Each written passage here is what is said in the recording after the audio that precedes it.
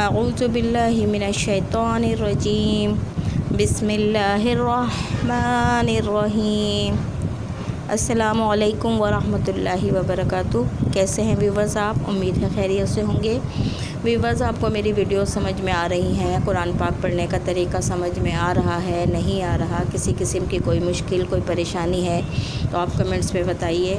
اور ویورز، اگر آپ کو میری ویڈیوز اچھی لگ رہی ہیں اور آپ کو واقعی میں کچھ سیکھنا چاہ رہے ہیں کہ میں قرآن پاک کو تھوڑا گھر بیٹھ کے آسانی سے صحیح طور پہ سمجھ سکیں، تو میں بہت آسان کر کے آپ کو سمجھا رہی ہوں کہ کہاں کھینچنا ہے، کہاں غنہ کرنا ہے، کس طرح اخفا ہوگا، ہر چیز میں آپ کو آسانی سے بتا رہی ہوں۔ تو آپ کی غلطیاں صحیح ہو سکتی ہیں، اور آپ اپنی غلطیوں کو اگر صحیح کرنا چاہتے ہیں تو برائے مہربانی میری ویڈیوز کو لائک کیجیے اور سبسکرائب کیجیے، اور ہو سکے تو جتنا زیادہ آپ آگے سے آگے شیئر کیجیے تاکہ آپ لوگوں کو خود کو بھی صدقہ جاریہ میں شامل ہونے کا موقع ملے۔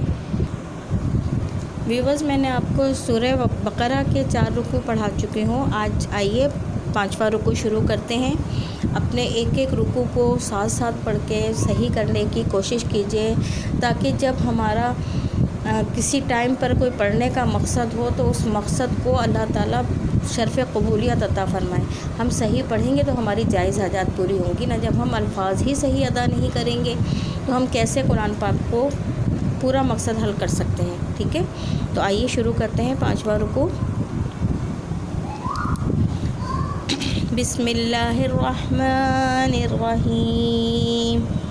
یا بنی اسرائیل اذکروا نعمتی التی انعمت علیکم وأوفوا بعہدی اوفی بعہدکم وإیایا فارہبون۔ یا کھڑی حرکات ایک الف کے برابر کھینچا جائے گا، اور میں نے بتایا تھا پہلے بھی کہ جب ایک الف کی مقدار میں کھینچنے کا تعین ہو تو آپ اس طرح سے اپنی ایک انگلی کو کھول سکتے ہیں، یا ٹھیک ہے۔ تو اس طرح سے آپ کھینچیے، یا ایک الف کے برابر کھینچے گا، پھر با متحرک ہے، بغیر کھینچے بغیر جھٹکا دیے پڑھا جائے گا، پھر یہ نون یا مد زیر نی۔ تو یہ کیا ہے؟ حروف مدہ، نون یا زیر نی حروف مدہ۔ اس حروف مدہ کے بعد حمزہ آ رہا ہے مد منفصل، یہ 2 ڈھائی الف کے برابر کھینچا جائے گا، یا بنی، ٹھیک ہے۔ اسرائیل اذکروا نعمتی التی، یہاں پر بھی اسی طرح یہ مد منفصل ہو رہا ہے، یہ مد متصل ہے، اسی طرح کر کے آپ یہ تمام میم ساکن کے بعد واو آ رہا ہے، یہاں پر اظہار شفوی کا قاعدہ ہوگا، کوئی غنہ نہیں ہوگا، ٹھیک ہے۔ حمزہ واو زبر او، واولین، اس کو ہم جس طرح پڑھتے ہیں بغیر کھینچے بغیر جھٹکا دیے، لیکن او نہیں، او فو، فا واو پیش فو واو مدہ، اس کو ایک الف کے برابر کھینچا جائے گا، اس کو بغیر کھینچے بغیر جھٹکا دیے پڑھا جائے گا۔ وَأَوْفُوا بِعَہْدِی، دال یا زیر دی حروف مدہ، حروف مدہ کے بعد یہ والا حمزہ آ رہا ہے، یہاں پر ہم مد منفصل کا قاعدہ ہوگا، یہاں پر ہم 2 ڈھائی الف کے برابر کھینچ کے پڑھیں گے، ٹھیک ہے۔ یہاں پر ہم نے وقف کر دینا ہے، یہاں پر مد عارض کا قاعدہ ہو رہا ہے، با واو پیش بو واو مدہ، اس کے بعد نون متحرک ہے، اب اس کو وقف کی وجہ سے ہم ساکن کر رہے ہیں، تو جب ہم اسے وقف کی وجہ سے ساکن کر رہے ہیں تو اس کو مد عارض کا قاعدہ بن جائے گا، ہم خود اس کو ساکن کریں گے تو مد عارض کا قاعدہ بنے گا، اور اس کو ہم تقریباً 3 الف کے برابر کھینچیں گے، ٹھیک ہے۔ آگے چلتے ہیں۔ وَآمِنُوا بِمَا أَنزَلْتُ مُصَدِّقًا لِمَا مَعَكُمْ وَلَا تَكُونُوا أَوَّلَ كَافِرٍ بِهِ وَلَا تَشْتَرُوا بِآيَاتِي ثَمَنًا قَلِيلًا وَإِيَّايَ فَاتَّقُونِ۔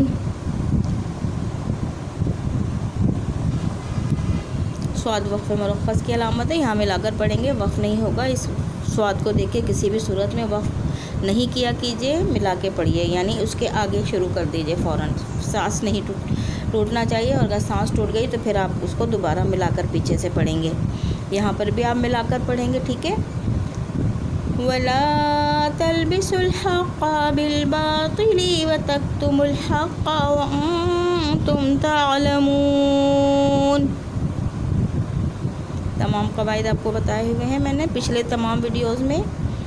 वअक़ीमुस्सलात वआतुज़्ज़कात वरकऊ मअर्राकिईन।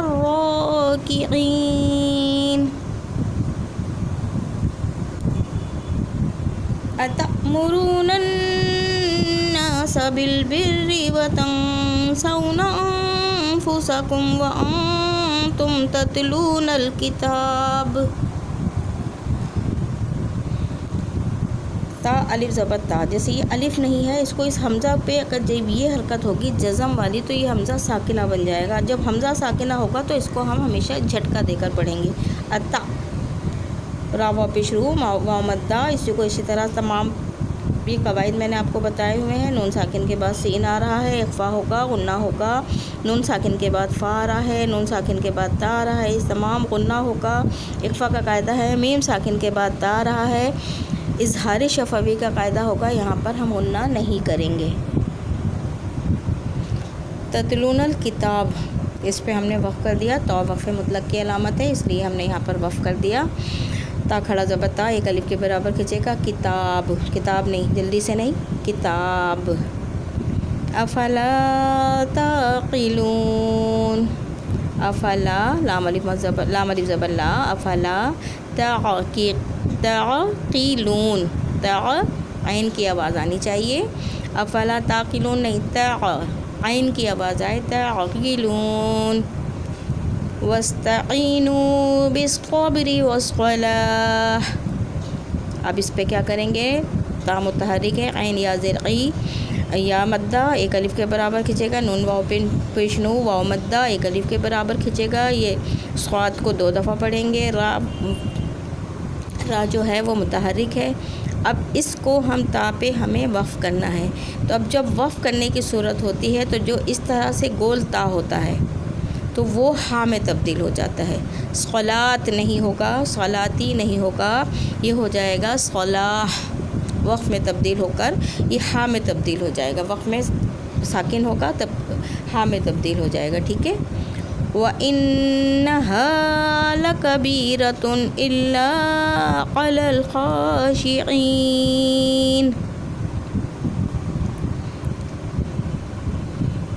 ठीक है। सारे कवायद आपको पता है। अल्लज़ीना यज़ुन्नूना अन्नहुम मुलाक़ू रब्बिहिम व अन्नहुम इलैहि राजिऊन। अल्लज़ीना, इस अलिफ पर कोई हरकत नहीं है। इस अलिफ पर हमने ख़ुद से ज़बर लगाना है। इस अलिफ पर हम जब ख़ुद से कोई हरकत लगाएंगे तो वो आर्ज़ी हरकत होगी। आर्ज़ी हरकत का कायदा होगा, लेकिन हम ज़ेर भी लगा सकते हैं, पेश भी लगा सकते हैं।